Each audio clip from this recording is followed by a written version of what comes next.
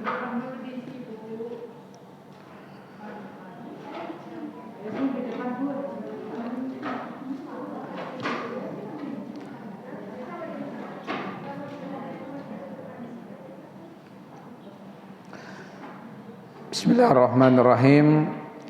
Assalamualaikum warahmatullahi wabarakatuh. Alhamdulillahi rabbil alamin. Wassalatu wassalamu ala asyrafil anbiya'i wal mursalin wa ala alihi wa sahabatihi ajma'in, amma ba'du.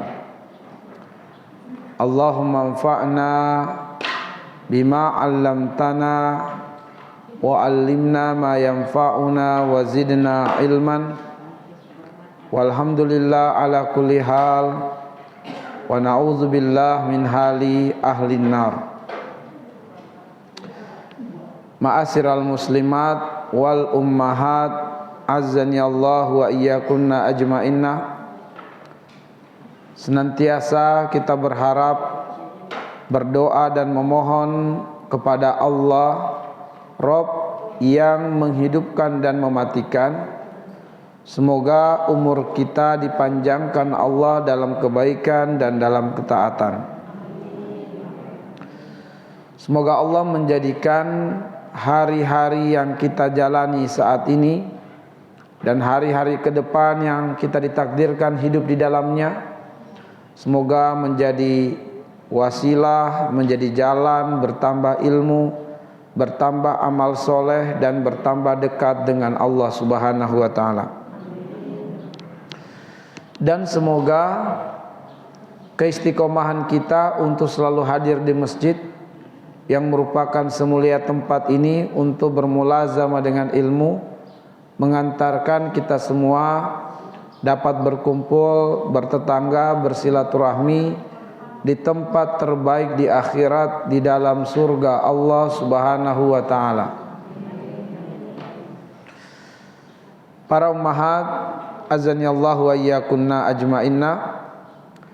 Pada kesempatan ini, materi yang akan kita sajikan adalah tentang nasihat untuk para penuntut ilmu. Nasihat untuk para penuntut ilmu. InsyaAllah di bulan mendatang kita akan mulai mengkaji dan mentadabburi surat Yasin. Dan hari ini kita bahas tentang nasihat untuk para pencinta ilmu, para penuntut ilmu, para pencari ilmu. Semoga Allah memudahkan. Ada 10 nasihat penting untuk para penuntut ilmu. Ada 10 nasihat penting untuk para penuntut ilmu. Kalau waktu tidak memungkinkan, kita akan sampaikan 4 atau 5 nasihat untuk para penuntut ilmu. Nasihat yang pertama, niatkanlah menuntut ilmu untuk 4 hal. Nasihat yang pertama adalah niatkan menuntut ilmu untuk 4 hal. Hal yang pertama, niatkanlah menuntut ilmu untuk mengenal Allah Subhanahu wa ta'ala.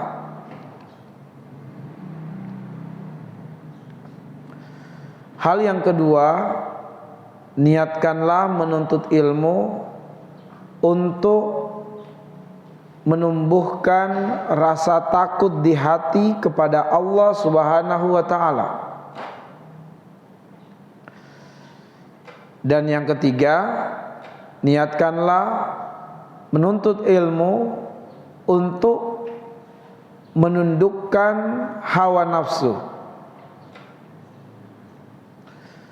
Dan yang keempat, niatkanlah menuntut ilmu untuk menghilangkan atau membebaskan diri dari 3 kegelapan dan membebaskan orang lain dari 3 kegelapan.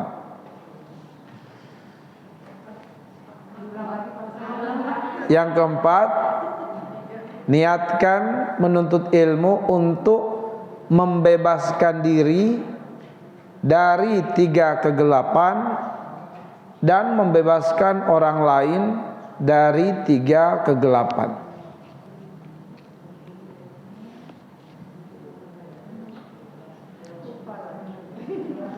Nah, insya Allah akan kita ulang.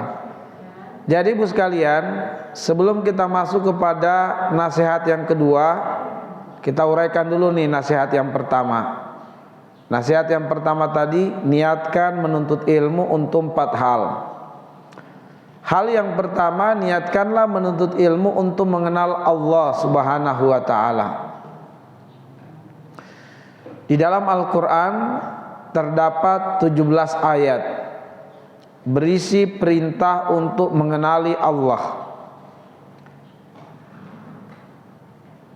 Ayat-ayat yang terdapat di surat Al-Baqarah, di surah Al-Maidah, di surah Al-Furqan, di surah At-Taubah, di surat Al-Anfal, dan juga di surah Al-Hadid dan surah Muhammad. Jadi ada beberapa ayat, yaitu 17 ayat berisi perintah kenali Allah.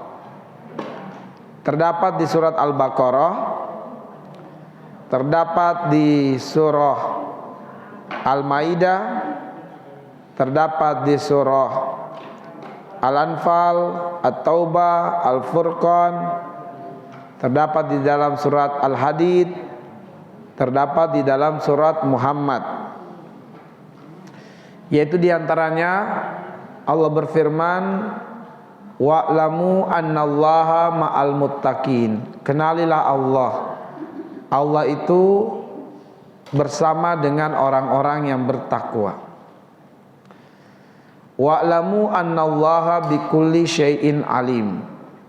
Kenalilah Allah, bahwa Allah terhadap segala sesuatu Dia maha berilmu. Wa'lamu annallaha bima ta'maluna basir. Kenalilah Allah, bahwa Allah terhadap apa yang kamu kerjakan maha melihat. Fa'lamu annallaha azizun hakim. Kenalilah Allah, bahwa Allah itu maha perkasa lagi maha bijaksana. Wa'lamu annallaha ghaniyun hamid. Kenalilah Allah, Allah itu maha kaya lagi maha terpuji. Wa'lamu annallaha sami'un alim. Kenalilah Allah, Allah itu maha mendengar lagi maha berilmu. Wa'lamu annallaha ya'lamu ma fi anfusikum fahzaru. Wa'lamu annallaha ghafurun halim. Kenalilah Allah, Allah itu maha tahu apa yang tersembunyi di dalam dadamu, maka takutlah kepadanya. Dan Allah mengetahui apa yang kamu nampakkan, apa yang kamu sembunyikan. Maka kenalilah Allah, Allah itu maha pengampun lagi maha penyantun.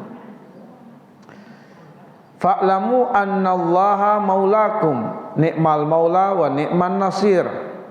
Kenalilah Allah, bahwa Allah adalah penolongmu, Allah pelindungmu, Allah penjagamu. Dan Allah itu sebaik-baik penolong, Allah sebaik-baik penjaga dan pelindung. I'lamu annallaha syadidul iqab wa annallaha ghafurur rahim. Kenalilah Allah, Allah sangat keras siksanya, dan Allah maha pengampun lagi maha penyayang. Jadi ibu sekalian, ayat-ayat yang saya baca tadi berisi perintah kenalilah Allah. Karena itulah kita menuntut ilmu, niatkanlah yang pertama untuk mengenal Allah Subhanahu wa ta'ala. Kenali Allah melalui Asmaul Husna. Walillahi Asmaul Husna. Allah itu memiliki Asmaul Husna. Berarti Ibu sekalian, kita pun juga harus membaca buku atau mengikuti kajian tentang Asmaul Husna supaya kita mengenal Allah Subhanahu wa taala. Inilah niat yang pertama dalam menuntut ilmu. Semakin kita menuntut ilmu harus membuat kita semakin mengenal Allah Subhanahu wa taala. Dan ilmu tentang Allah adalah ilmu yang tertinggi, Ibu sekalian. Hal yang kedua yang harus diniatkan dalam menuntut ilmu, niatkanlah dengan menuntut ilmu itu menumbuhkan rasa takut di hati kepada Allah Subhanahu wa taala. Karena firman Allah di dalam surat Fatir. Surat Fatir itu surat yang ke-35. Ayat yang ke-28. Allah mengatakan, innama yakhsyallaha min ibadihil ulama. Sungguh yang takut kepada Allah itu adalah orang-orang yang berilmu. Jadi seharusnya berbanding lurus antara belajar dengan bertambah rasa takut kepada Allah. Seharusnya Ibu sekalian, dengan kita yang sudah mengikuti kajian sekian tahun, semakin bertambah rasa takut di hati kepada Allah Subhanahu wa taala. Kalau kita merasakan takut di hati kepada Allah Subhanahu wa taala, maka rasa takut inilah yang menjadi resep terkuat untuk bisa meninggalkan dosa dan maksiat. Kalau kita kemudian sudah bertahun-tahun belajar, tapi kita masih percaya pada jimat-jimat, kita masih suka mendatangi dukun, kita masih mencari khodam dari kalangan jin untuk penjaga dan pelindung, berarti Ibu sekalian ada yang salah dalam kita menuntut ilmu.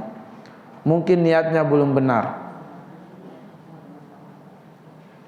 Kalau kita niatkan belajar untuk mengenal Allah dan untuk menumbuhkan rasa takut di hati kepada Allah Subhanahu wa taala, maka kita akan dapati dalam diri kita itu ada benteng. Benteng yang menahan kita dari berbuat dosa. Saya ingatkan kembali beberapa ayat dalam Al-Quran. Misalnya kisah dua orang putra Adam.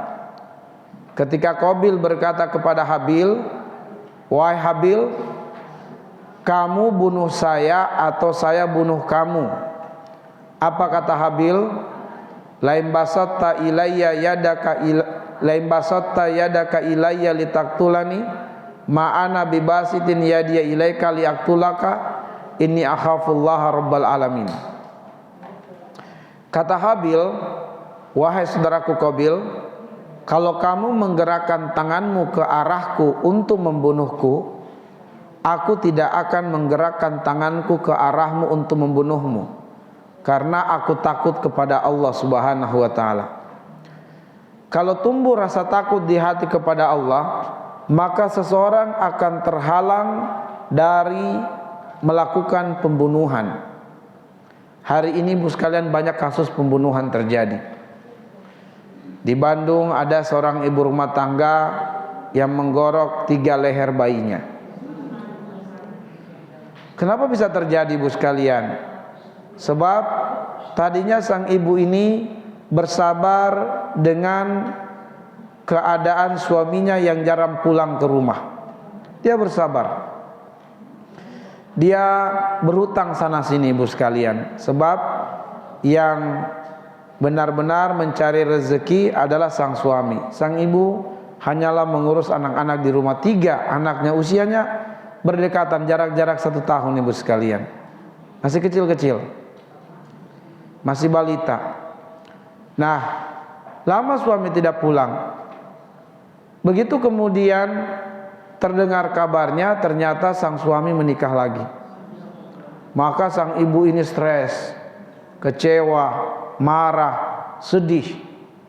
Pulang ke rumah, 3 bayinya itu wajahnya yang dilihat adalah wajah suaminya. Maka kekesalan dilampiaskan kepada bayinya tersebut, ibu sekalian. Nah, pembunuhan bisa terjadi kalau manusia tidak takut kepada Allah Subhanahu wa ta'ala. Ada juga kasus yang saya lihat di TV, seorang suami yang memutilasi istrinya karena istrinya mendapatinya sedang selingkuh. Dia marah, istrinya dibunuhnya lalu dimutilasi, dibuang di beberapa titik jalan tol secara terpisah. Bagian-bagian tubuhnya yang dimutilasi itu. Ada seorang istri yang juga meracuni suami. Ada yang baru mantan pacar membakar mantan pacarnya karena cemburu juga. Di Kota Bogor, anak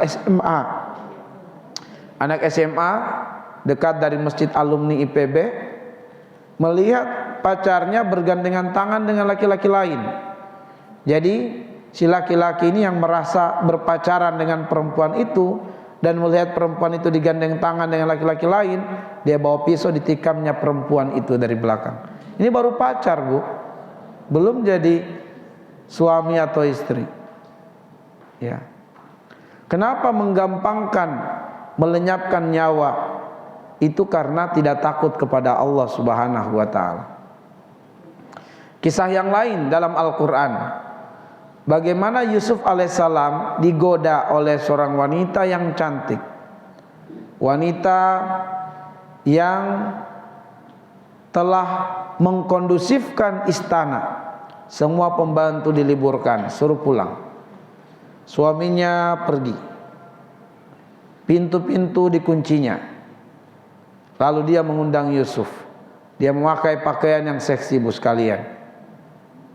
Dan dia adalah wanita yang sangat cantik. Sebab umumnya dahulu para pembesar kerajaan itu kalau mencari istri adalah wanita tercantik di wilayah tersebut, Bu. Diseleksi. Nah, sehingga Zuleha ini adalah wanita yang sangat cantik. Tapi suaminya itu impoten, Bu. Suaminya impoten. Ketika Yusuf tumbuh menjadi pemuda yang sangat gagah, maka Zuleha mengajaknya untuk berzina. Dan Yusuf pun, ini diceritakan dalam surat Yusuf ayat 24. Yusuf alaihissalam pun tergoda terhadap Zuleha, tertarik terhadapnya. Kalau bukan karena tumbuh dan hadirnya rasa takut di hati kepada Allah, maka Yusuf pun akan mengikuti ajakan Zuleha untuk berzina. Tapi segera hadir dan tumbuh rasa takut di hati, maka dia berkata, ma'azallah, inni akhafullah. Aku berlindung kepada Allah, aku takut kepada Allah. Lalu Yusuf kemudian berlari meninggalkan Zuleha, dikejar oleh Zuleha. Ibu sekalian, kalau hadir rasa takut di hati kepada Allah, ini menjadi benteng terkuat, penghalang terbesar untuk seseorang melakukan perzinahan. Menjadi benteng, menjadi penghalang bagi seseorang untuk melakukan perzinahan. Kenapa hari ini banyak terjadi perzinahan, ibu sekalian? Data BKKBN Bogor saja, ibu sekalian, kita bisa temukan di sana sudah ada beberapa kasus anak SD, anak SMP aborsi. Apa kira-kira itu, ibu sekalian? Bayangkan anak SD, anak SMP yang pada umumnya pengawasan orang tua begitu ketat, bisa kebobolan, ibu sekalian. Bukan 1-2 kasus, beberapa kasus. Bagaimana lagi dengan usia mahasiswa yang umumnya jauh dari pantauan orang tua, apalagi yang dia bukan dari, katakanlah dia dari luar Jawa, ibu sekalian, dari Pulau Sulawesi, Kalimantan, Sumatera, ya, yang datang kemudian kuliah di tanah Jawa, ibu sekalian, atau di Jawa Barat. Tanpa pantauan orang tua, mereka tinggal di kos-kosan, kos-kosnya bercampur laki perempuan, ibu sekalian. laki bisa masuk di kamarnya, perempuan bisa masuk di kamar lelaki. Nauzubillah ibu sekalian. Ya. Nah, apalagi sekarang ibu, dari data Telkom menyebutkan para pengguna Telkom untuk akses internet itu di atas angka 80% bu, banyak membuka situs-situs porno. Ya. Banyak membuka situs-situs film porno. Jadi bu sekalian, bayangkan kita kan tidak bisa memantau anak kita apa tontonannya. Dengan akses internet yang bagus, maka situs-situs film porno susah diblokir bu. Susah, begitu ditutup terbuka. Karena banyak yang mencari. Banyak yang mencari. Banyak yang membuka. Itu orang yang kemudian mengakses film porno itu mendapatkan untung banyak. Sebab banyak yang membuka webnya, banyak yang mengklik. Akhirnya kemudian susah untuk ditutup ibu sekalian. Nah, ketika kemudian mereka menonton film-film porno, lalu mereka belum menikah, pelampiasannya kemana ibu sekalian? Pasti terjadi perzinahan. Kasus pedofilia, kasus pemerkosaan terhadap binatang banyak kasusnya bu. Ada yang perkosa kucing, ada bu. Ya, bukan sedikit, banyak bu. Ya, karena gejolak syahwat mau dilampiaskan kemana? Terjadilah perzinahan, terjadilah pemerkosaan, ujung-ujungnya binatang jadi korbannya. Nah ibu sekalian yang dimuliakan Allah Subhanahu wa taala, maka resep terkuat untuk bisa meninggalkan perzinahan adalah menumbuhkan rasa takut kepada Allah. Saya pernah menemukan bayi yang ditinggalkan di kamar mandi masjid bu. Ini saya temukan langsung, ya. Kami temukan langsung bayi yang ditinggalkan di kamar mandi masjid. Bayi masih merah, masih ada ari-arinya bu. Nah segera kami larikan ke rumah sakit. Kata dokter ini baru usia 7 bulan dalam kandungan. Nah lalu kemudian qadarullah bayi itu usianya cuma sebulan bu. Setelah kemudian kita bawa ke rumah sakit, dimasukkan ke dalam tabung, ternyata usia si bayi ini 1 bulan setelah kita larikan ke rumah sakit, meninggal. Nah ada banyak bayi yang ditinggalkan di kamar mandi masjid. Ada bahkan yang parah bu, bayinya dimutilasi, dicincang-cincang, dibuang ke tong sampah. Ada yang dihanyutkan ke sungai. Nauzubillah. Semua ini bayi-bayi yang tidak diharapkan kelahirannya karena hubungan zina. Kalau hubungan pernikahan yang sah, sangat merindukan bayi bu. Bahkan malu, sudah sekian lama menikah belum ada momongan, sedih rasanya bu. Berbagai cara diupayakan supaya punya momongan. Tapi bayi-bayi yang dibuang ini, yang ditinggalkan ini adalah buah daripada hubungan KB, kecelakaan berencana, ya, zina. Nah, jadi bu sekalian, kalau takut kepada Allah, nggak bakal terjadi perzinahan. Pemuda-pemudi kita, anak-anak kita kalau takut sama Allah, nggak bakal terjatuh pada perbuatan zina. Kisah yang lain dalam Al-Quran adalah Nabiullah Sulaiman dalam surat An-Naml. Ketika kemudian Ratu Bilqis mengutus utusan untuk menyogok Nabiullah Sulaiman. Nabiullah Sulaiman berkata, atumidunani bimalin fama atani Allah khairum mimma atakum bal antum bihadiyatikum tafrahun. Jadi Ratu Bilqis itu mengutus utusan membawa banyak harta untuk menyogok Nabiullah Sulaiman, supaya Sulaiman itu membiarkan mereka menjalankan aktivitas mereka tanpa diganggu oleh Sulaiman. Aktivitas mereka yaitu menyembah matahari, menyembah api. Tapi Sulaiman tidak mau, tidak menerima sogokan ibu sekalian. Dia mengatakan, apa yang Allah berikan kepada saya lebih baik daripada harta kalian ini. Maka kita bisa bayangkan bu, kalau pejabat-pejabat kita, pemerintah-pemerintah kita takut kepada Allah, maka insya Allah tidak akan terjadi pengkhianatan terhadap amanah rakyat. tidak akan terjadi perbuatan korupsi, tidak akan terjadi perbuatan riswah, sogok menyogok di kalangan pejabat kalau mereka takut kepada Allah. Tapi kalau tidak takut kepada Allah, siap-siaplah kita sebagai rakyat yang harus menanggung bebannya. Mereka merugikan negara sampai triliunan, ibu sekalian. Cara membayarnya bagaimana? Kita yang bayar. Melalui apa? Pajak dinaikkan. Semua dipajakin, ibu sekalian. Dan pajaknya dinaik, atau barang-barang menjadi naik harganya. BBM kualitasnya turun tapi harganya naik. Nah, kita yang kemudian menanggung semuanya, ibu sekalian. Apabila pejabat kita takut kepada Allah, nggak bakal terjadi hal yang demikian.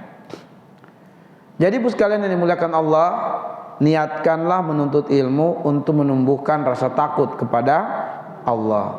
Rasa takut inilah benteng yang membuat kita terhalang dari melakukan perbuatan dosa dan maksiat. Hal yang ketiga, ibu sekalian, niatkan menuntut ilmu untuk menundukkan hawa nafsu. Karena hawa nafsu itu, sebagaimana firman Allah, inna syahwata la'ammaratu bisu. Sesungguhnya hawa nafsu itu mengajak kepada kedurhakaan, ibu sekalian. Sesungguhnya hawa nafsu itu mengajak kepada kedurhakaan. Inna syahwa la'ammaratu bisu. Saya coba carikan ayatnya di surat Yusuf, tapi unsi itu ayat berapa ini?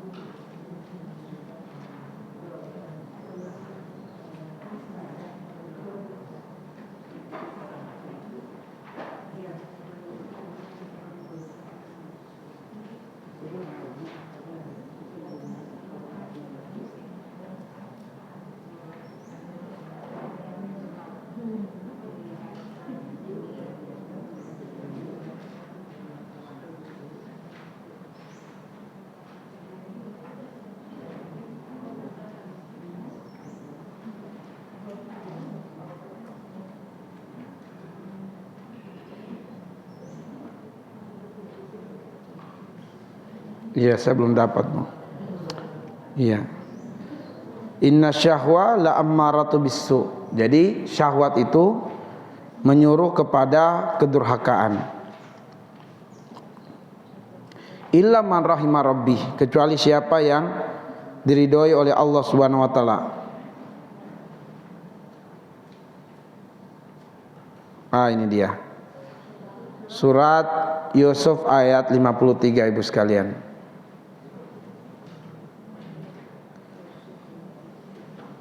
Wa ma ubarri'u nafsi inna nafsa la ammaratum bisu'i illa ma rahima rabbi inna rabbi ghafurur rahim. Jadi sesungguhnya kecondongan hawa nafsu itu pada perkara yang dosa, pada perkara buruk. Itu kecondongan hawa nafsu. Ya. Inna nafsa la ammaratum bisu. Kecondongan hawa nafsu ini pada perkara yang tidak diridhoi oleh Allah Subhanahu wa taala. Maka ibu sekalian, niatkan menuntut ilmu supaya hawa nafsu ini menjadi dapat terkendali. Kalau dia dapat terkendali, maka kecondongan hawa nafsu pada perkara yang dicintai dan diridhoi oleh Allah. Pertanyaannya, bagaimana cara menundukkan hawa nafsu? Caranya adalah dengan memperkuat rasa takut kepada Allah, yaitu dengan menuntut ilmu. Dasarnya di dalam surat An-Naziat ayat 40, Allah bilang, wa amma man khafa maqama rabbih wa nahan nafsa 'anil hawa. Ya, dan orang-orang yang mengenal Allah, mengenal kedudukan Allah, takut kepada Allah, dan menundukkan hawa nafsu. Surah An-Naziat ayat yang ke-40. An-Naziat.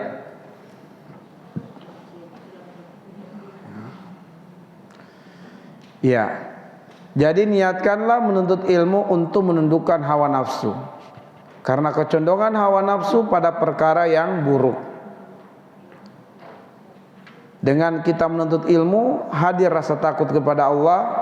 Dengan hadir rasa takut akan menjadikan hawa nafsu dapat terkendali. Baik. Sekarang hal yang keempat, ibu sekalian, kita menuntut ilmu dengan niat yang keempat adalah membebaskan diri dan membebaskan orang lain dari 3 kegelapan. Membebaskan diri dan membebaskan orang lain dari 3 kegelapan. Apa 3 kegelapan yang manusia banyak terperangkap dengannya? 3 kegelapan ini disebutkan di dalam Al-Quran, ada 20 ayat. Ada 20 ayat yang berulang-ulang menyebutkan manusia itu terperangkap pada 3 kegelapan, ibu sekalian. Allah bilang, walakinna aksaran nas la yashkurun. Kebanyakan manusia itu tidak bersyukur. Artinya banyak manusia yang terperangkap pada kegelapan kekufuran. Kegelapan kekufuran. Yang kedua, walakinna aksaran nas la ya'lamun. Kebanyakannya manusia tidak berilmu. Artinya kebanyakan orang terperangkap pada kegelapan kejahiliaan. Yang ketiga, walakinna aksaran nas la yu'minun. Kebanyakan manusia tidak beriman. Artinya kebanyakan orang itu terperangkap pada kegelapan kekafiran dan kesyirikan. Inilah kebanyakannya manusia, ibu sekalian. Jadi kebanyakan manusia itu terperangkap pada kegelapan kekufuran, tidak pandai bersyukur. Diberi kekayaan bukan semakin dekat dengan Allah. Dipanjangkan umur tidak semakin dekat dengan Allah. Diberi kesehatan tidak semakin dekat dengan Allah. Kebanyakan orang terperangkap pada kegelapan kebodohan. Banyak yang gak ngerti agama, ibu sekalian. Banyak yang gak mau belajar. Dan kebanyakan orang terperangkap pada kegelapan kekafiran dan kesyirikan. Banyak yang tidak mau beriman. Banyak yang mendatangi dukun. Banyak yang melakukan perbuatan sihir. Banyak yang melakukan perbuatan-perbuatan yang membatalkan keimanannya. Inilah kebanyakan manusia. Nah, kita tidak boleh mengikuti kebanyakan manusia. Karena kalau mengikuti kebanyakan manusia, kita akan tersesat. Itu firman Allah surat Al-An'am ayat 116. Surat Al-An'am ayat 116. Allah mengatakan, wa in tuti aktsara man fil ardi yudilluka an sabilillah. Yudilluka an sabilillah. Kalau kamu mengikuti kebanyakan manusia, maka kebanyakan manusia itu akan menyesatkanmu. Maka niatkan menuntut ilmu untuk membebaskan diri kita dari 3 kegelapan itu. Bebaskan diri kita dari kegelapan kekufuran, kegelapan kebodohan, kegelapan kekafiran. Lalu bebaskan pula orang lain. Siapa orang lain di sini? Keluarga kita, sahabat kita, tetangga kita. Keluarkan juga mereka, bebaskan juga mereka dari 3 kegelapan itu. Inilah yang diajarkan oleh Imam Asy-Syafi'i rahimahullahu ta'ala. Beliau mengatakan, kalau anda menuntut ilmu, niatkanlah liizalatil jahli min nafsika wa min nafsi ghairika. Niatkanlah untuk menghilangkan kejahilan dari dirimu dan menghilangkan kejahilan dari orang lain. Itu kata Imam Asy-Syafi'i rahimahullah. Ibu sekalian, banyak orang yang tidak mau sholat. Jangan ikuti kebanyakan orang. Banyak orang yang tidak mau ikuti pengajian, ibu. Jangan ikuti kebanyakan orang ini. Banyak orang yang tidak mau baca Quran. Jangan ikuti kebanyakan orang. Kita harus bebaskan diri kita dari kebanyakan orang itu. Caranya kita harus belajar. Maka niatkanlah dengan menuntut ilmu, membebaskan diri dan orang lain dari 3 kegelapan. Oke ibu sekalian, ini nasihat yang pertama. Kita melangkah kepada nasihat yang kedua. Ya, nasihat yang kedua.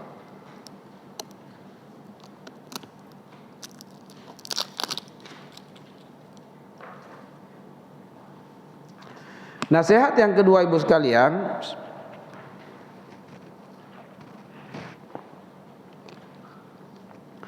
nasihat yang kedua, berdoalah kepada Allah dengan meminta 4 hal. Berdoalah kepada Allah dengan meminta 4 hal untuk kepentingan pribadi. Berdoalah kepada Allah dengan meminta 4 hal untuk kepentingan pribadi. Jadi untuk kepentingan pribadi kita ibu sekalian, selalulah berdoa dengan meminta 4 hal. Apa 4 hal yang harus kita minta ini? Yang pertama, minta agar selalu dikaruniakan ilmu. Minta sama Allah agar ditambahkan ilmu. Yang kedua, minta kepada Allah agar dikumpulkan dengan orang-orang yang soleh. Minta kepada Allah agar dikumpulkan dengan orang-orang yang soleh. Yang ketiga, minta kepada Allah agar hidup kita bermanfaat dan berdaya guna untuk umat. Yang ketiga, minta kepada Allah agar hidup kita berdaya guna dan bermanfaat untuk umat. Dan yang keempat, minta supaya kita termasuk yang mewarisi surga yang penuh dengan kenikmatan.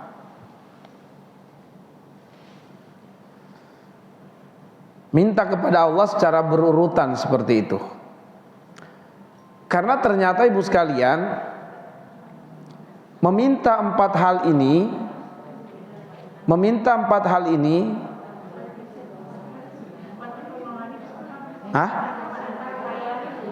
yang keempat, minta kepada Allah agar termasuk yang mewarisi surga yang penuh kenikmatan. Minta kepada Allah supaya dimasukkan ke dalam hamba-hambanya yang mewarisi surga. 4 hal yang kita minta ibu sekalian diabadikan di dalam Al-Quran. Surah Asy-Syu'ara ayat 83 sampai 85. Surah yang ke-26. Maka kalau ada kesempatan berdoa ibu sekalian, baca doa ini untuk kepentingan pribadi. Surat Asy-Syu'ara atau surah yang ke-26 ayat 83 sampai 85. Surat Asy-Syu'ara ayat 83 sampai 85. Nah, jadi Allah mengajarkan kita doa itu ibu. Minta 4 hal untuk kepentingan pribadi. Untuk kepentingan pribadi kita. Yang pertama, Rabbi habli hukma. Ya Allah, karuniakan aku ilmu. Jadi Allah mengajarkan kita hal yang sangat prioritas, yang paling utama untuk kita minta kepada Allah untuk kepentingan pribadi, bukan harta, bukan kedudukan, bukan rumah yang mewah, bukan kendaraan yang mewah, tapi yang paling pertama, paling prioritas untuk kita minta kepada Allah untuk kepentingan pribadi, mintalah ilmu. Mintalah ilmu.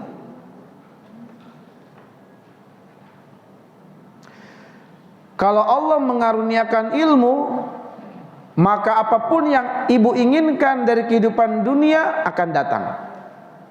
kalau kita mendapatkan ilmu. Ya. Tapi ilmu hikmah Bu ya, ilmu hikmah.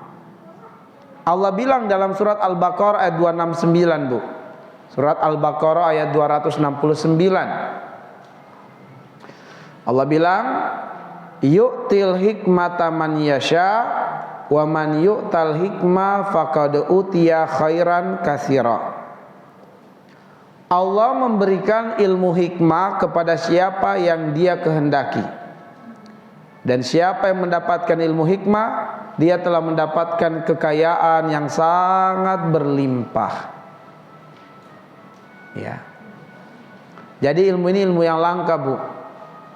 Ilmu yang langka. Apa itu ilmu hikmah? Ilmu untuk mengenal Allah. Ilmu yang melahirkan kesadaran untuk konsisten dan komitmen di atas kebenaran. Dan ilmu yang menggerakkan jiwa, memberi manfaat seluas-luasnya kepada manusia. Itulah ilmu hikmah. Jadi minta pertama ilmu hikmah. Apa itu ilmu hikmah? Ilmu yang melahirkan kesadaran bertauhid. Ilmu yang membuat kita mengenal Allah. Yang kedua, ilmu yang melahirkan kesadaran untuk konsisten komitmen dengan kebenaran. Dan ilmu yang menggerakkan jiwa untuk memberi manfaat seluas-luasnya kepada manusia. Itulah ilmu hikmah Ibu sekalian. Nah, ini yang paling pertama dan paling prioritas kita minta sama Allah. Baru setelah itu yang kedua, yang penting, yang sangat prioritas kita mohon kepada Allah untuk kepentingan pribadi kita adalah berkumpul dengan orang-orang yang soleh Bu. Berkawan dengan orang-orang yang soleh. Ya, minta wa alhiqni bis solihin, ya Allah, kumpulkan aku dengan orang-orang yang soleh. Dekatkan aku dengan orang-orang yang soleh. Bersamakan aku dengan orang-orang yang soleh. Komunitaskan aku dengan orang-orang yang soleh. Nah Ibu sekalian, kenapa kita harus berkawan dengan orang-orang soleh? Kenapa kita harus berkomunitas dengan komunitas wanita-wanita yang solihah? Kenapa Ibu sekalian? Karena ternyata di dalam surah Al-Mudatsir, di dalam surat Al-Mudatsir, di bagian ayat yang ke berapa itu ya?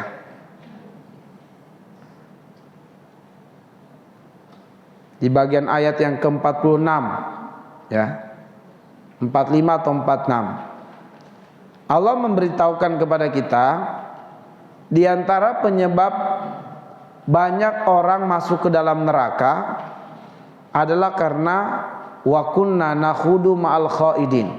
Salah gaul, salah teman Bu. Ketika di dunia dia salah memilih pertemanan. Dia tergabung dalam komunitas yang tidak sholat, maka ikut-ikutan dia tidak sholat. Dia bergabung dalam komunitas gangster, maka jadi gangster lah dia. Bergabung dalam komunitas begal, jadi begal lah dia. Ya. Nah Ibu sekalian, saya pernah lihat di YouTube, ada seorang ibu, tapi saya lupa di rumah sakit mana Bu. Lama saya lihat di YouTube. Waktu masih heboh-hebohnya begal di daerah Bekasi. Itu ada seorang ibu, saya lihat di YouTube, yang menangisi anaknya di salah satu rumah sakit di Bekasi. Dan anaknya itu sudah hangus, hitam, dibakar oleh massa Bu. Karena anaknya itu tergabung dalam komunitas begal. Sang ibu ini yang menangisi anaknya, ketika diwawancarai dia berkata, saya yakin anak saya kalaupun benar-benar bergabung di komunitas begal, motifnya bukan ekonomi, bukan finansial. Sang ibu mengatakan bahwa kami termasuk keluarga yang mapan. Kami termasuk keluarga ekonomi menengah ke atas, tinggal di salah satu komplek mewah. Anak saya punya motor, punya mobil, uang bulanan lebih daripada cukup. Tidak pernah berkekurangan, tidak pernah terlambat diberikan ketika dia butuh uang untuk segera dikirimkan. Maka ibunya yakin bahwa anaknya itu kalau gabung dalam komunitas begal, motifnya bukan karena finansial. Lalu saya berkomentar ketika dengar cerita itu di YouTube, saya bilang pasti anaknya ini berkawan dengan begal, Bu. Berkawan dengan begal, lalu mungkin diajak oleh kawannya itu, mau dia ikut, dan karena dia tidak berpengalaman, maka akhirnya kemudian ditangkap oleh massa. Karena laporan dari beberapa orang yang ditangkap, dia juga baru bergabung, belum lama, jadi dia memang belum berpengalaman dalam aksi begal, Bu. Akhirnya ditangkap oleh massa, kan tidak tahu ini mau lama mau baru. Yang pasti dia tergabung dalam komunitas begal, telah meresahkan banyak masyarakat. Maka masyarakat sudah tidak berpikir panjang, Bu, sudah tidak ada akal lagi. Yang ada adalah pembalasan dendam. Kamu harus merasakan penderitaan sebagaimana banyak orang yang telah kamu buat derita. Itu pikiran masyarakat, Bu. Sehingga siapa yang ditangkap tidak lagi dipikirkan ini anaknya siapa. Begitu ditangkap, dibakar, Ibu sekalian. Dan kalau kemudian massa yang melakukan, nggak ada yang bisa dijadikan tersangka, Bu, karena massa. Kecuali ada yang memberikan kesaksian, ada di antara salah seorang massa yang berkata bakar, bakar, nah itu pasti ditangkap, dituduh provokator. Tapi kalau massa secara serentak mengatakan bakar, nggak ada yang ditangkap, Bu. Terimalah takdir itu. Sang ibu, mau siapa yang mau dipersalahkan, Bu? Ya, siapa yang mau dipersalahkan? Tidak ada yang membakarnya massa, beramai-ramai bersama-sama. Ya, nah itulah takdir. Jadi ibu sekalian dimuliakan oleh Allah, karena dia berkawan, bergaul dengan yang salah. Nah, jadi ibu sekalian dimuliakan oleh Allah, penting nih kita doa agar kita dipertemukan dengan orang yang soleh. Di bumi manapun kaki kita berpijak, Bu, kalau kita menjadi pribadi yang soliha, pasti ketemu dengan pribadi-pribadi yang soliha juga. Karena Nabi bersabda dalam riwayat Imam Ahmad, al-arwahu junudun mujannadah. Ruh akan dikumpulkan dengan yang sekufu. Ruh akan dikumpulkan dengan yang sekufu. Kalau kita nih adalah pribadi yang soleh, kita akan ketemu dengan pribadi yang soleh, Bu. Tapi kalau kita di dalam dirinya ada energi negatif, ada kegelapan, kita pun akan ketemu dengan orang-orang yang seperti itu.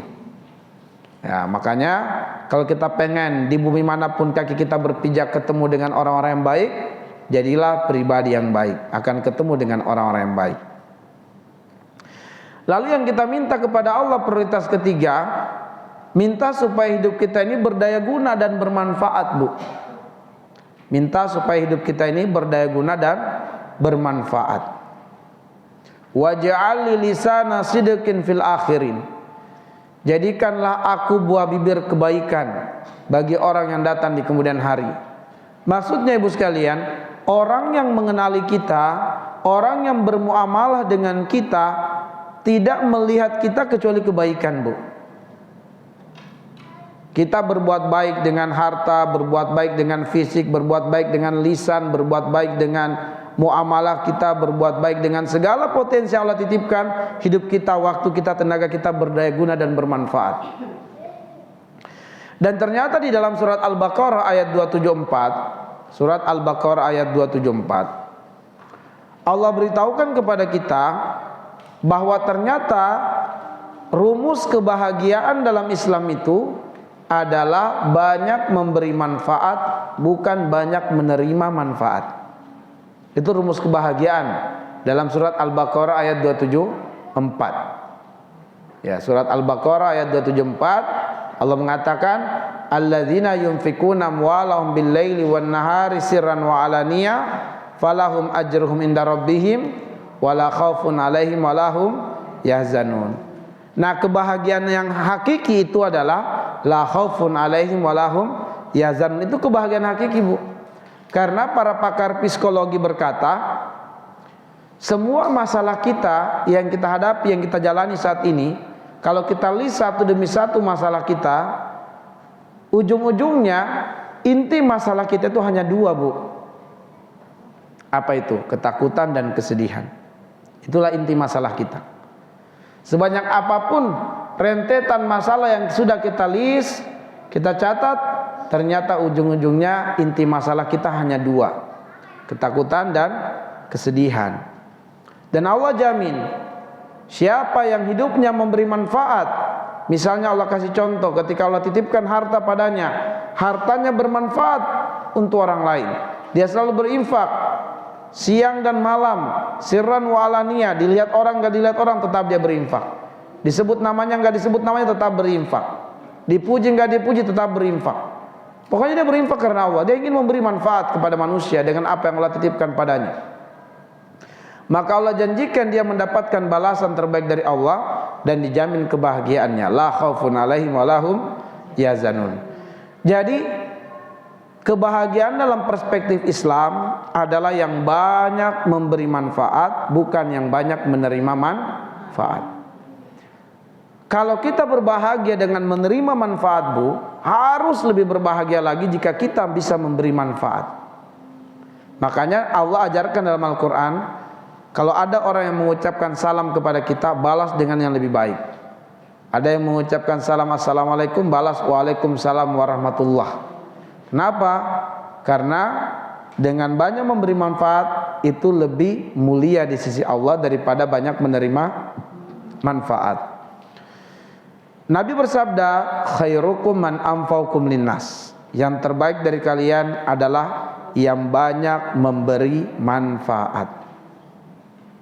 Nah, kalau kita banyak berbuat baik, Bu, kita banyak menolong orang, tetangga-tetangga kita mengenal muamalah kita, akhlak kita bertetangga bagus, baik, insya Allah kita menjadi buah bibir kebaikan, Bu.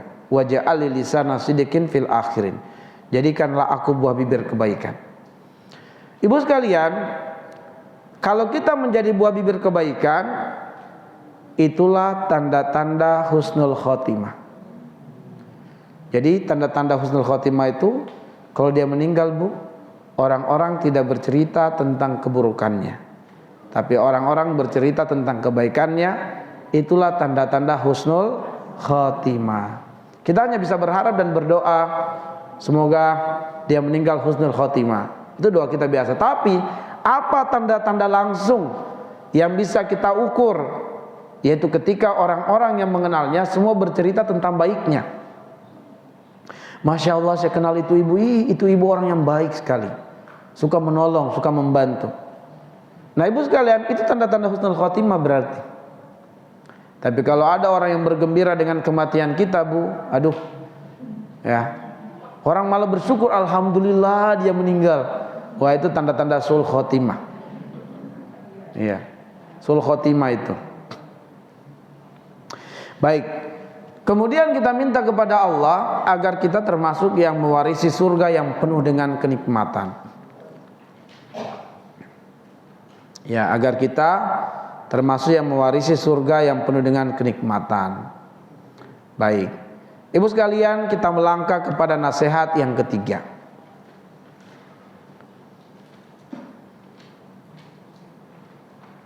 Nasihat yang ketiga, ibu sekalian,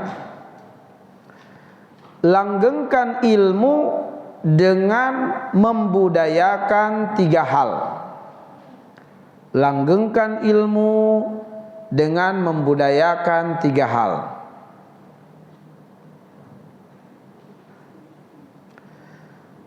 Langgengkan ilmu dengan membudayakan 3 hal. Ini terdapat di dalam surah Al-Alaq ayat 1 sampai dengan ayat yang kelima. Allah bilang, Iqra bismi rabbikal ladzi khalaqa khalaqal insana min 'alaqa Iqra wa rabbukal akram alladzi 'allama bil qalam 'allamal insana ma lam ya'lam. Perhatikan di ayat yang kelima, 'allamal insana ma lam ya'lam. Allah akan mengajarkan padanya ilmu. Allah akan menambahkan untuknya ilmu. Allah melanggengkan padanya ilmu yang belum dia ketahui jika dia melakukan 3 hal, atau membudayakan atau membiasakan 3 hal. Jadi kalau ada anaknya atau ponakannya curhat, gimana ya Bun ya supaya saya ini ilmu yang saya pelajari langgeng, supaya ilmu yang saya pelajari tidak mudah dilupakan? Nah, ibu sudah punya jawaban. Budayakan 3 hal untuk melanggengkan ilmu. Dan budayakan 3 hal ini terdapat di surat Al-Alaq 1-5. Apa yang pertama yang harus dibudayakan? Budayakan membaca. Budayakan membaca, ibu sekalian. Iqra. Budayakan membaca. Apa yang harus dibaca? Baca ilmu, yaitu ilmu yang mendekatkan kita kepada Allah. Baca ilmu. Apa yang disebut dengan ilmu? Yang disebut dengan ilmu hanya 2. Yang layak, yang pantas disebut ilmu itu hanya 2. Yang pertama, al-khabar as-shadiq. Semua berita wahyu adalah ilmu. Berita wahyu adalah ilmu. Apa itu berita wahyu? Al-Quran dan hadis. Ini ilmu, ibu sekalian. Ini ilmu. Maka perbanyaklah atau budayakanlah membaca Al-Quran dan budayakanlah membaca hadis. Ini ilmu. Lalu jenis ilmu yang kedua yang layak disebut ilmu adalah al-bahsu al-muhaqqaq, yaitu tulisan-tulisan, buku-buku, karya-karya para ulama. Itu ilmu semua, ibu sekalian. Maka bacalah buku, ibu sekalian, buku-buku para ulama. Jadi budayakan membaca ilmu, budayakan baca Quran dan hadis, budayakan baca buku-buku ulama. Nah, ibu sekalian, kita harus mulai merubah nih. Mulai merubah cara pandang kita dan paradigma kita. Seringkali kalau ada pengajian, nanti di pengajian saya mau pakai baju apa ya? Mau bawa tas yang mana nih? Nah, sekarang ganti. Kalau pengajian, ibu sekalian, yang harus diupdate bukan lagi pakaian apa, makanan apa, kue-kue apa, tetapi ilmu apa yang akan saya dapatkan, nasihat apa yang akan saya catat, hadis apa yang akan saya jadikan sebagai status, pelajaran apa yang akan saya sampaikan kepada keluarga saya. Nah, itu ibu sekalian, yang diupdate adalah sekarang ini akal kita, bu. Bukan hanya sekedar lahiriah kita. Nggak salah ya, jangan sampai ibu menganggap salah mengupdate besok mau pakai apa. Nggak salah. Cuma yang saya ingin tekankan, jangan cuma lahiriah yang diupdate, tapi juga adalah akal kita, bu. Kita sering berpikir besok mau makan apa kita di rumah. Coba besok buku apa yang akan kita baca, ayat apa yang akan kita kaji, kita tadabburi. Itu juga yang perlu ditambah, ibu sekalian. Nah, jadi ibu sekalian, budayakan membaca, terutama ilmu tadi, Al-Quran, hadis. Ibu sekalian, jujurlah ibu sekalian, dari usia kita mulai mengenal Al-Quran sampai sekarang, apakah kita sudah baca Quran dengan terjemahan, bu? Ya, nggak usah angkat tangan, tapi dalam diri aja jawab ya. Iya. Sampai khatam, bu. Kalau ada, alhamdulillah, zalika fadlullah yutihi man yasha. Siapa yang baca Quran dengan terjemahannya, itu karunia Allah yang telah Allah berikan padanya, ibu. Sebab banyak orang sudah usia kepala 5, kepala 6, belum bisa atau belum pernah mulai baca Quran dengan terjemahan. Jadi dia cuma baca Quran, gak tahu apa yang dia ucapkan. Gimana dia akan dapatkan ilmu? Sementara dia baca Quran tidak tahu apa artinya. Dapat pahala tetap, cuma pelajaran dan ilmu dalam ayat tidak akan dia rasakan pengaruhnya dalam jiwanya.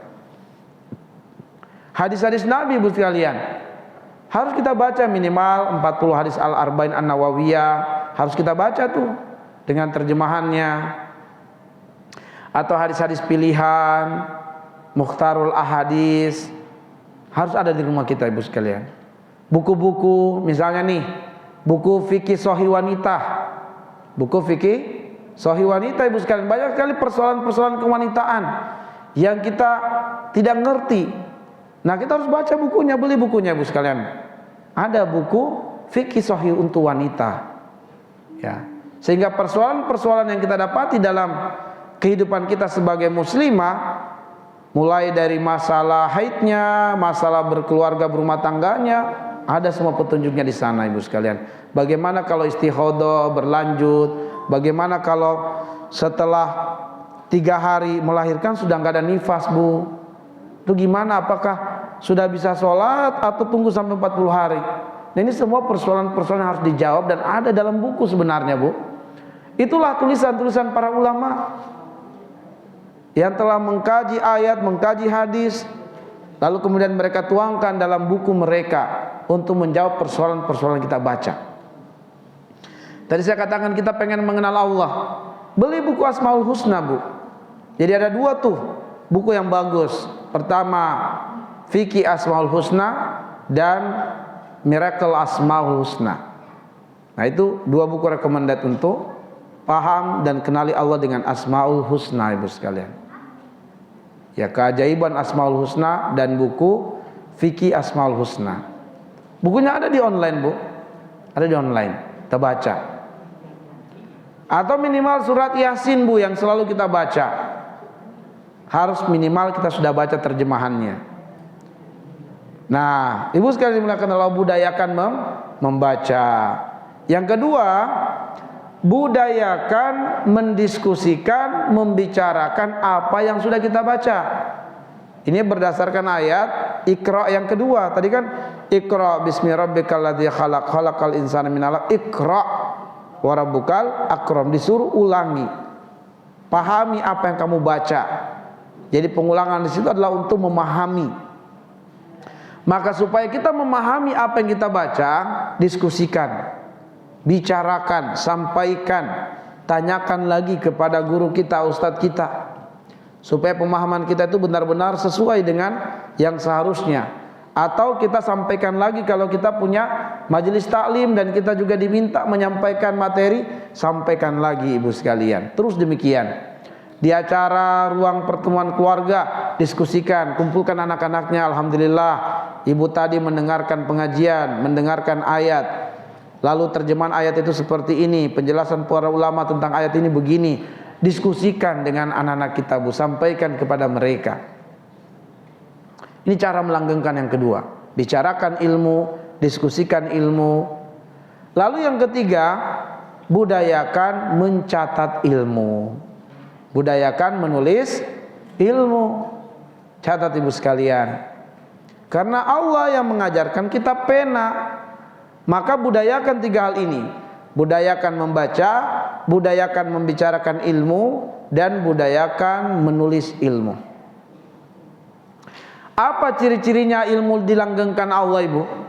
Ciri-cirinya, kalau ada orang yang bertanya ibu sekalian, bertanya kepada kita tentang suatu persoalan, itu langsung muncul di kepala kita banyak ayat, banyak hadis, perkataan ulama, tinggal kita kutip saja untuk sampaikan sebagai jawaban. Seperti kalau kita buka aplikasi Gojek bu, atau Grab, begitu kita buka, langsung muncul banyak motor atau mobil di sekitar titik kita berada. Kenapa ustadz-ustadz kita, ya, ketika ditanya tentang suatu persoalan bisa dijawab? Coba lihat Ustadz Ali Hidayat bu. Pertanyaan apapun ditanya langsung begitu mudah dia jawab dengan ayat dan hadis.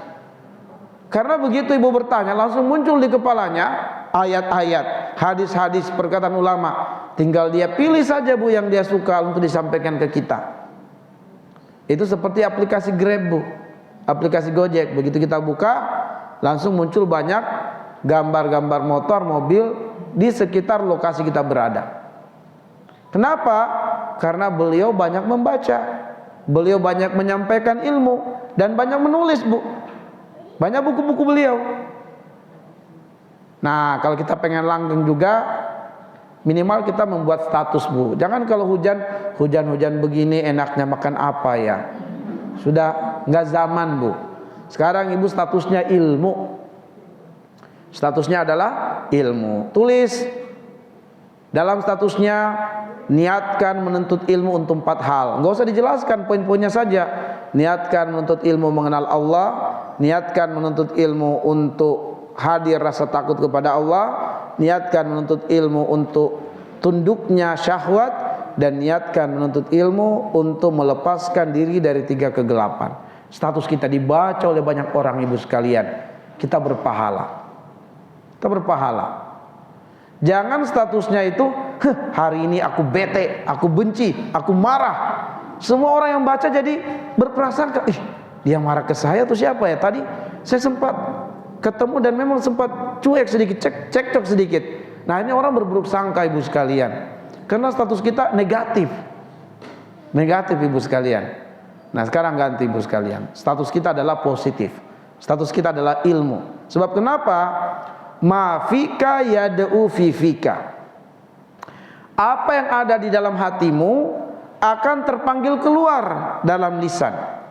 Jadi kalau di hati kita positif, ilmu, nanti yang terpanggil keluar adalah positif. Yang keluar adalah ilmu. Tapi kalau di hati kita negatif, dendam, kebencian, kemarahan, kita akan stres kalau kita tidak tumpahkan dalam status. Nah, jadi yang statusnya negatif itu yang ada di hatinya, Bu. Ma fika yad'u fi fika.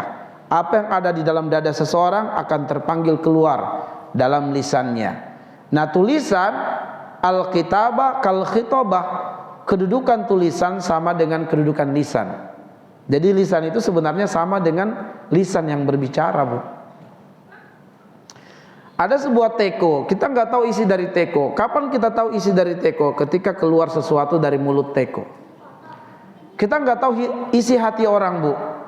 Nggak bisa kita tahu. Tapi apa yang selalu dia bicarakan, apa yang selalu dia buat status, nah itulah hatinya, Bu. Itu gambaran hatinya. Kalau di hatinya ilmu, pasti selalu pembicaraannya adalah ilmu. Kalau di hatinya adalah gibah, gosip, pasti yang keluar itu adalah gosip, gibah. Ya. Lihat teman majelis taklimnya pakai pakaian baru, dia mah pasti kredit. Ya. Negatif aja terus pikirannya, ibu sekalian. Kenapa? Ya, di hatinya seperti itu. Nah, karena itulah ibu sekalian dimuliakan oleh Allah Subhanahu wa taala, budayakan 3 hal untuk melanggengkan ilmu.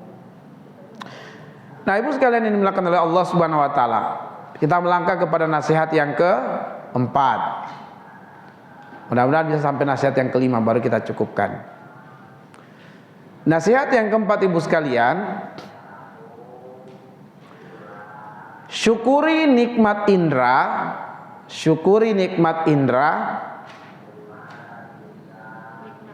Ya, nikmat indra. Indra itu ya mata, telinga, kedua tangan, kedua kaki, itu indra semua. Syukuri nikmat indra dengan mendekatkannya pada ilmu. Syukuri nikmat indra dengan mendekatkannya pada ilmu. Nah, ibu sekalian, indra kita ini ada kedua tangan, kedua kaki, mata, telinga, mulut, penciuman, hati. Ini semua indra kita, ibu sekalian. Maka nasihat yang keempat, syukuri nikmat indra ini dengan mendekatkannya pada ilmu. Maksudnya, dekatkan mata kita dengan ilmu, dekatkan telinga dengan ilmu, dekatkan kedua tangan dengan ilmu, dekatkan kedua kaki melangkah ke majelis ilmu. Lapangkan hati untuk ilmu. Dekatkan mulut dengan ilmu. Dekatkan semua indera kita dengan ilmu, ibu sekalian. Di dalam surat An-Nahl ayat 78.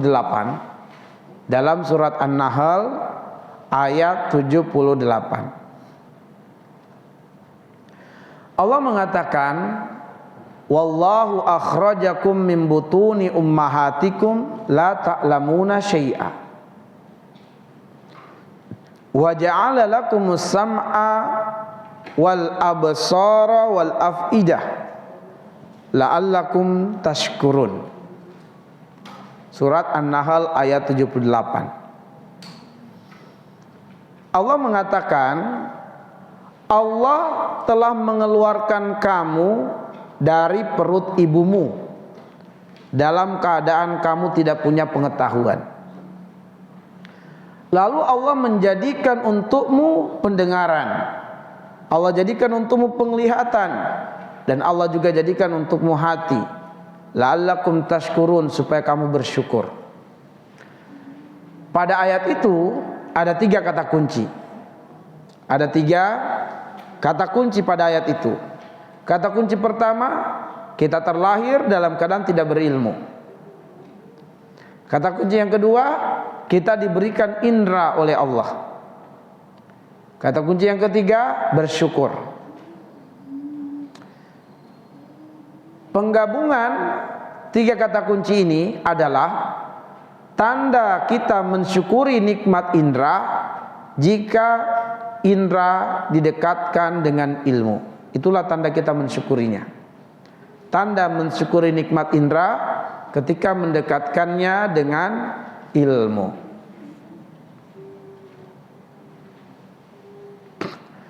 Mari konsentrasi, kita kaji lebih dalam ibu sekalian. Ibu sekalian, jadi tanda kita bersyukur diberikan indera adalah kalau kita mendekatkannya dengan ilmu.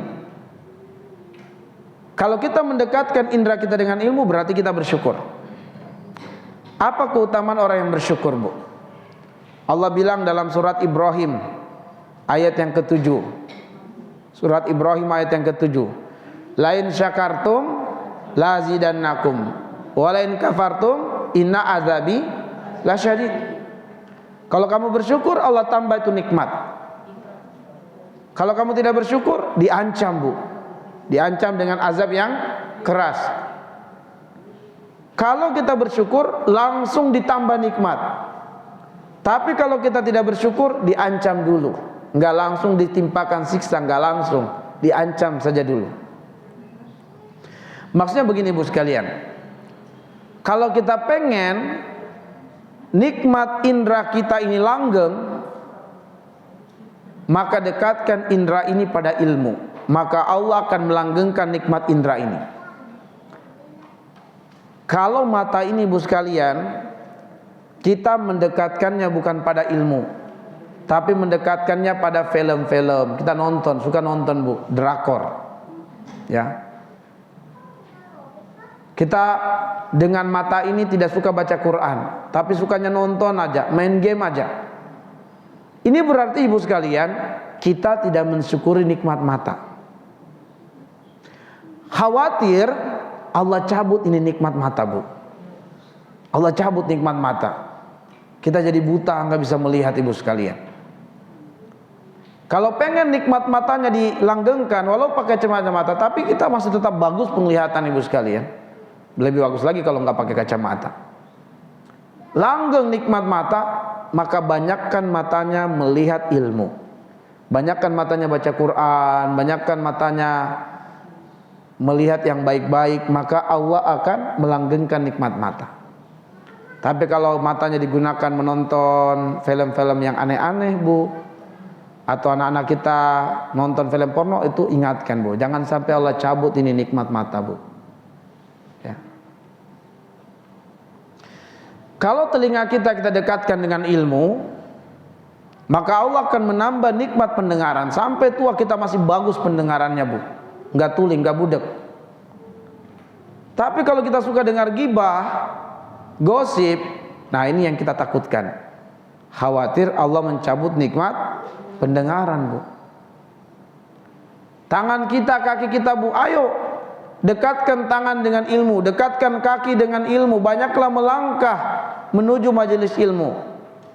Sebab dengan banyak melangkah ke majelis ilmu, dengan banyak mencatat ilmu, Allah akan langgengkan nikmat tangan dan kaki. Sampai kita tua, kaki kita, tangan kita masih sehat, Bu, masih bisa bergerak, berjalan. Tapi kalau kedua tangan dan kedua kaki kita jauhkan dari ilmu, khawatir, Bu, Allah cabut nikmatnya.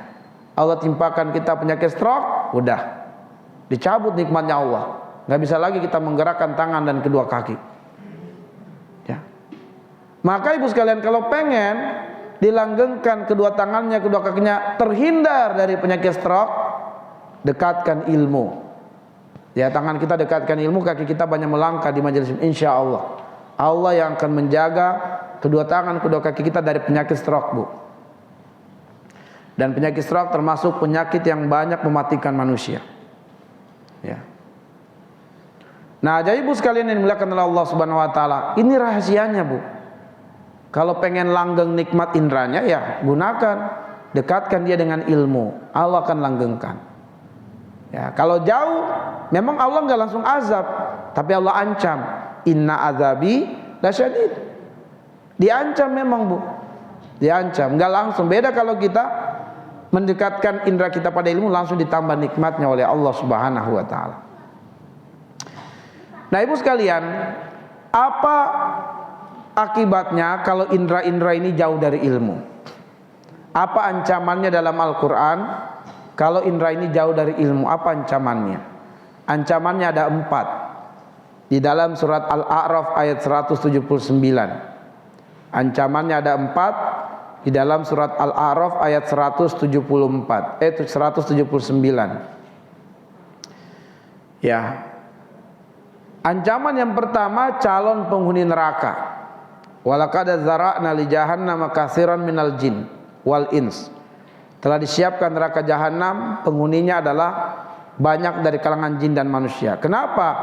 Lahum qulubun la yafqahuna biha wa lahum a'yun la yubsiruna biha wa lahum azanun la yasma'una biha. Karena mereka menjauhkan indera-inderanya dari ilmu, maka diancam dengan calon penghuni neraka. Ancaman kedua, ulaika kal an'am, perbuatannya sama dengan binatang di dunia. Di Depok ada 20 orang pemuda ditangkap karena melakukan hubungan sesama jenis. Ya. Jadi kalau indera dijauhkan dari ilmu, perbuatannya sama dengan binatang, Bu. Lalu kemudian celaan yang ketiga, balhum adol, derajatnya lebih hina dari binatang. Derajatnya lebih hina dari binatang. Karena binatang, Bu, dia free sex halal, binatang melakukan hubungan sesama jenis halal, binatang membunuh satu dengan yang lainnya halal. Itu binatang. Nah, kalau manusia demi melanggengkan kekuasaan dia bunuh pesaing-pesaingnya, dosa besar, lebih hina dari binatang. Dia berzina, lebih hina dari binatang. Nah, itulah celaan yang ketiga, balhum adol, derajatnya lebih hina dari binatang. Yang keempat, celaan yang keempat, ulaika humul ghafilun, mereka akan menjadi orang-orang yang lalai. Apa itu lalai? Tidak mempersiapkan bekal untuk kehidupan akhirat. Terus dia jalani hidup tanpa sadar bahwa umurnya semakin pendek, kematian semakin dekat, tapi dia tidak mempersiapkan bekal. Itulah orang-orang yang lalai. Nah, itulah celaannya kalau ilmu jauh daripada indera-indera kita ini, Bu sekalian. Maka dekatkan indera pada ilmu. Inilah nasihat yang keempat. Baik, Ibu sekalian, waktu kita sudah bersisa 10 menit lagi. Apakah mau dilanjutkan nasihat kelima atau mungkin ada pertanyaan? Gimana? Mau dilanjutkan nasihat kelima atau pertanyaan? Lanjut ya. Oke, nasihat yang kelima, Bu. Baru setelah itu kita tutup dengan doa. Nasihat yang kelima, Ibu sekalian, teruslah belajar dan datangi ilmu. Nasihat yang kelima, teruslah belajar dan datangi ilmu. Ini dapat kita rujuk pada firman Allah surat Al-Kahfi ayat yang ke-60. Surat Al-Kahfi ayat yang ke-60. Di dalam surat Al-Kahfi ayat 60 Allah berfirman, wa idz qala lahu Musa, wa idz qala Musa li fatahu, ya, wa idz qala Musa li fatahu. Dan ingatlah ketika Musa berkata kepada muridnya, la abrah, saya tidak akan berhenti, hatta ablugha majma'al bahraini au amdiyahu quba, saya akan terus melakukan perjalanan untuk mencari ilmu sampai saya bertemu dengan pertemuan dua laut, atau saya akan terus melakukan perjalanan meskipun memakan waktu yang panjang. Ini adalah komitmen Nabiullah Musa alaihissalam untuk mencari ilmu. Maka Ibu sekalian, teruslah belajar, Bu. Terus belajar. Jangan berhenti, la abroh, jangan berhenti, terus belajar. Sampai kapan kita belajar? Hatta ya'tiyakal yakin, sampai datang kematian. Dan belajarlah kepada seseorang yang memiliki ilmu meskipun usianya lebih muda dari kita, meskipun strata pendidikannya lebih rendah dari kita, dan meskipun secara finansial lebih kurang dari kita. Tapi kalau dia memiliki ilmu yang kita belum punya, jangan malu untuk belajar padanya, datangi dia.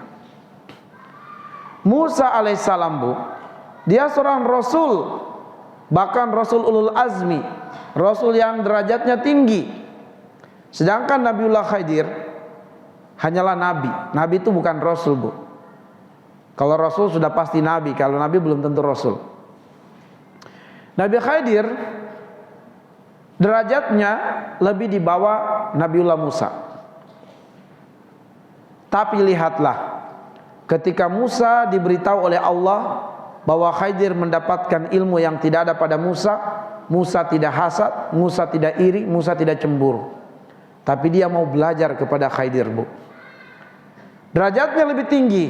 Dia rasul, harusnya dia tinggal utus murid, cari Khidir, suruh datang ke sini, saya mau ketemu. Ternyata tidak. Musa yang harus meninggalkan kampung halamannya untuk pergi mencari Khidir belajar.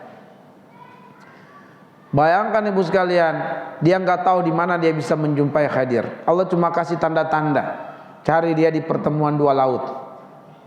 Cari dia di pertemuan dua laut. Makanya Musa berkata, la abrah, saya tidak akan berhenti. Saya akan terus melakukan perjalanan hatta ablugha majmal bahrain, sampai saya menemukan pertemuan dua laut itu. Nah, jadi ibu sekalian teruslah belajar, dan jangan malu untuk belajar, ibu. Jangan malu untuk belajar. Dalam hadits qudsi, siapa yang mempermalukan wajahnya untuk menuntut ilmu, maka Allah akan malu untuk menyiksanya pada hari kiamat. Jadi kalau untuk ilmu itu permalukan diri kita, ibu. Kita belum tahu baca Quran, sampaikan, saya belum tahu baca Quran, saya mau belajar. Perdengarkan bacaan kita walaupun belepotan, ibu, jangan malu. Kalau kita merasa malu akan tertutup pintu ilmu. Ya, kalau malu pasti tidak akan mau belajar, Bu. Jangan malu. Nah, kata Allah dalam hadits qudsi, siapa yang mempermalukan wajahnya untuk mendapatkan ilmu, Allah akan malu apabila Allah menyiksanya pada hari kiamat kelak. Maka jangan malu untuk belajar, ibu sekalian. Bertanya kalau kita tidak tahu. Jangan diam, bertanya. Nah, jadi kita harus terus belajar. Kemudian datangi ilmu. Jangan tunggu ilmu yang datang kepada kita. Kita yang cari ilmu, kita yang datang ilmu. Ini berkenaan kisah antara Imam Malik rahimahullah ta'ala dengan Khalifah Harun ar-Rasyid. Ketika Khalifah Harun ar-Rasyid bersepakat dengan Imam Malik bahwa Imam Malik akan mengajari putra mahkota sejumlah ilmu fikih. Sepakatlah harinya, sepakatlah jamnya, tapi tidak disebutkan tempatnya di mana. Ketika di hari dan di jam yang telah disepakati itu, Imam Malik menunggu di rumahnya. Khalifah Harun ar-Rasyid dan putra mahkota menunggu di istana. Khalifah sudah mengosongkan agenda demi bisa mendampingi putra mahkota belajar kepada Imam Malik. Imam Malik menunggu di rumahnya, Bu. Khalifah marah besar. Bisa-bisanya mempermainkan seorang raja, khalifah, sementara agenda-agenda telah dikosongkan demi supaya bisa mendampingi putra mahkota belajar kepada Imam Malik. Kenapa Imam Malik langgar janji? Imam Malik tidak datang. Khalifah marah. Dia perintahkan pasukan jemput Imam Malik, seret paksa bawa ke sini. Maka datanglah para utusan kepada Imam Malik. Sebelum kemudian para utusan itu menarik Imam Malik, mereka juga segan, sebab ini ulama besar, Bu. Ya, ulama besar. Ya. Gurunya Imam Asy-Syafi'i. Nah, ketika kemudian para utusan datang kepada Imam Malik, Imam Malik berkata kepada utusan itu, sampaikan kepada raja, al ilmu yu'ta walayati. Sampaikan kepada raja, ilmu itu didatangi bukan mendatangi. Ilmu itu didatangi bukan mendatangi. Ketika perkataan itu sampai kepada khalifah, tersadarlah khalifah bahwa Imam Malik adalah ulama. Dia memiliki ilmu. Sedangkan Khalifah dan putranya adalah orang yang mau belajar ilmu, maka dialah yang harus datang kepada Imam Malik, bukan Imam Malik yang datang kepadanya. Maka akhirnya Khalifah langsung membawa putranya, ayo kita kedatangi Imam Malik untuk belajar. Nah begitulah kalau budaya ilmu itu hidup, ibu sekalian. Kita yang kemudian mendatangi ilmu, bukan ilmu yang mendatangi kita.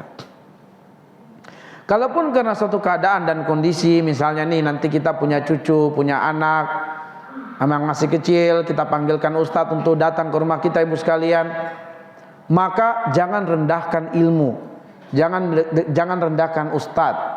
Dia adalah seorang yang berilmu, yang ilmunya yang diajarkan adalah Al-Quran. Ilmunya itu lebih bernilai dari kekayaan kita, bu. Itu surat Yunus ayat 58. Maka ibu sekalian, kalau kita mampu, kitalah yang membawa anak kita belajar ke tempatnya, entah ke musola dekat rumahnya atau apa. Sebab kita punya kendaraan, kita punya motor. Terkadang ustadz kita, ibu sekalian, dia harus pinjam motor dulu untuk bisa sampai ke rumah kita. Cari dulu. Ini seperti kami di Rumah Dakwah Quran, ada beberapa orang ustadz dai yang kita mau utus, tapi motor belum ada, ibu sekalian. Alhamdulillah kemarin sudah kita bisa beli satu motor, bu, motor second. Tapi apa, yang penting ustadz bisa pakai, belajar, mengajar beberapa satu keluarga gitu. Nah ibu sekalian yang dimuliakan Allah Subhanahu Wa Taala, memang demikian. Kalau kita mampu, kita lah yang bawa. Kalau memang suatu urusan, ya nggak apa-apa lah ustadznya datang, tapi jangan rendahkan ustadznya. Misalnya ada kejadian-kejadian di mana seorang ibu ingin memberikan amplop kepada ustadz, dititip kepada anaknya, ini kasih ustadz, itu nggak boleh, bu, nggak boleh, sebab itu merendahkan muruah sang ustadz, merendahkan ilmunya. Dan kita telah mendidik anak kita untuk merendahkan ilmu dan ulama. Ya, kalau kita mau kasih ke ustadz, bu, kita yang memberikannya, jangan anak kita. Atau kemudian kita mentransferkannya, ibu sekalian.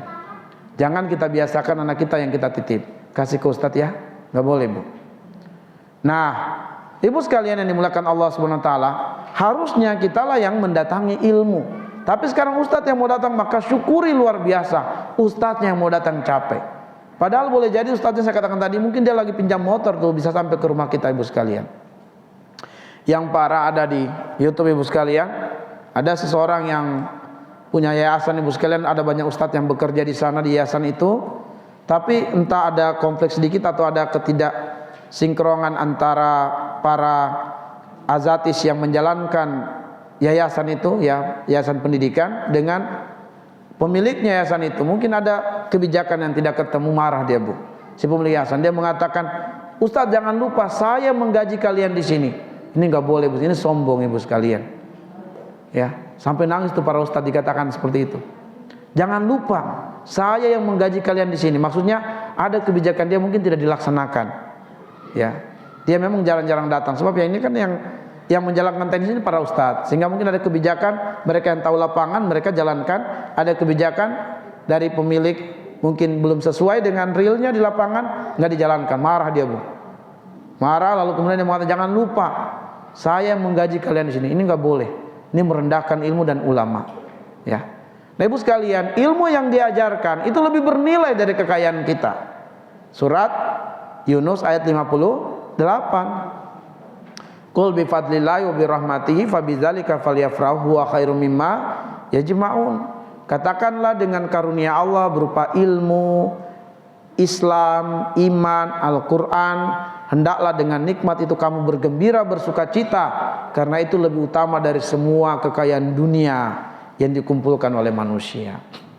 Baik, ibu sekalian yang dimuliakan oleh Allah Subhanahu Wa Taala, jadi kita pengen luruskan, kalau kita membayar ustadz bukan karena ilmunya yang kita bayar, tapi karena waktu yang sudah dia kosongkan dari mencari maisha demi bisa mengajari anak kita, itu yang kita bayar, waktunya, bukan ilmunya. Ilmunya nggak bisa kita bayar.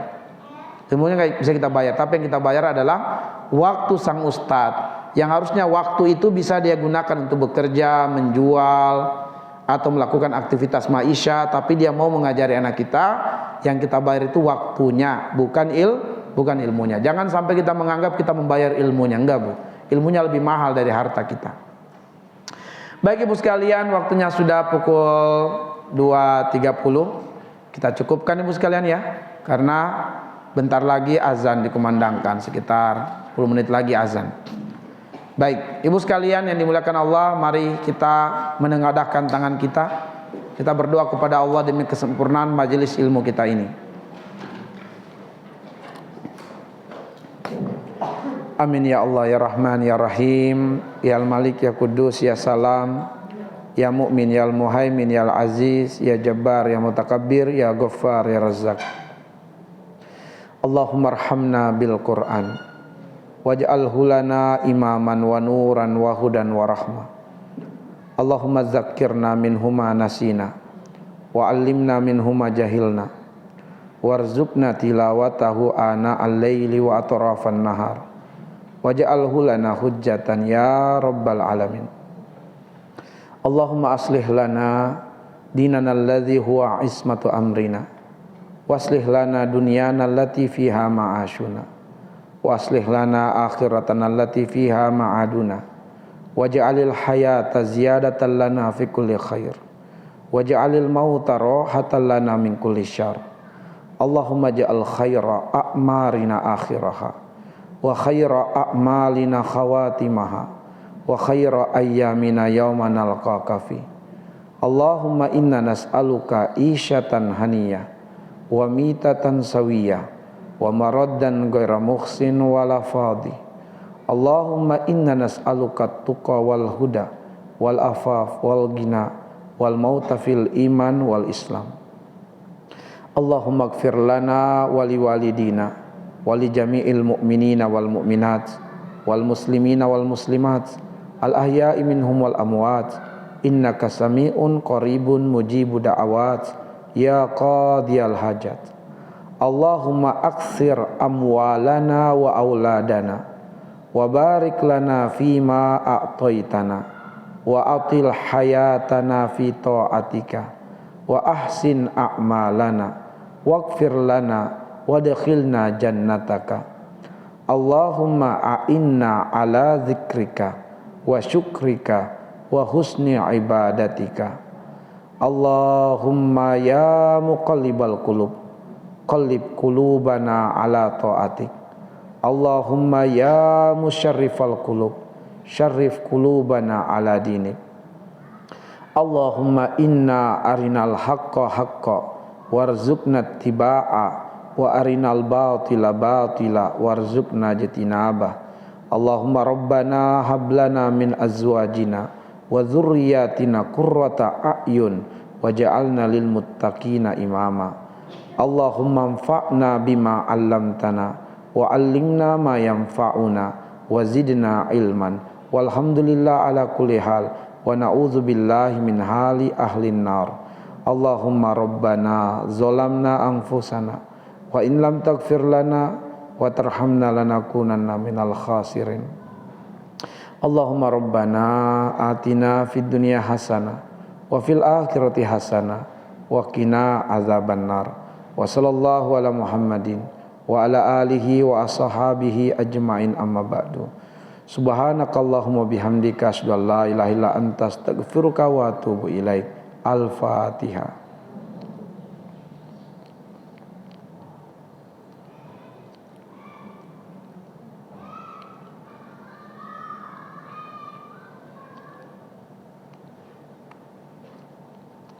Amin ya Allah ya rabbal alamin. Assalamualaikum warahmatullahi wabarakatuh.